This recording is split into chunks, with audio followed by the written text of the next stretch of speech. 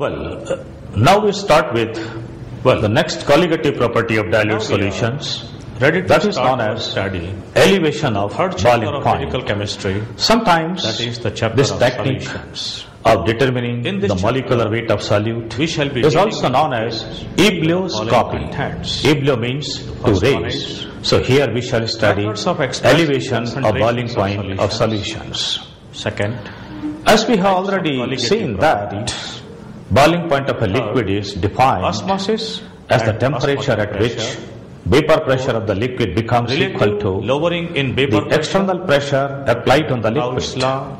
For If the external solutions of pressure is solid 1 solute atmosphere, in a liquid then the solvent. boiling point is called Number 5. normal boiling point. Elevation of boiling Remember, at boiling Number 6. point, there detection of exists freezing point. the equilibrium Number 7, liquid Raoult's law in equilibrium for with solution of two vapor. miscible liquids. Now, And finally, when a non-volatile solute is dissolved in a Solubility of solvent, gases.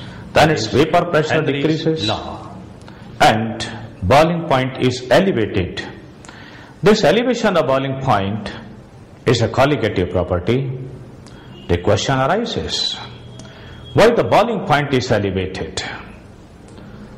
One simple explanation can be provided on the basis of lowering in vapor pressure. Since vapor pressure of solution becomes lower than the vapor pressure of the solvent, hence it will be necessary to heat the solution up to a higher temperature so as to bring its vapor pressure equal to 1 atmosphere. Another explanation is on the basis of thermodynamics, as we have seen for the previous two colligative properties. At boiling point, there exists a dynamic equilibrium between liquid and its vapor.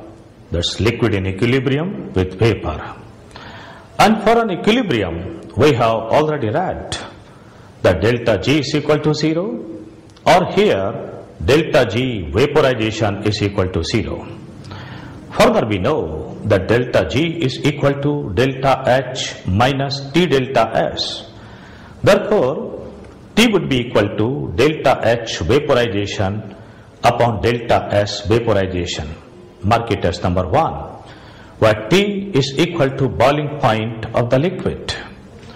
Since delta H vaporization is almost same for the solvent and the dilute solution, and we have already seen in the study of lowering in vapor pressure that delta S vaporization for solvent is more than delta S vaporization for solution. Therefore, from equation number 1, we can conclude that is T, that's the boiling point of solution, is more than the boiling point of solvent.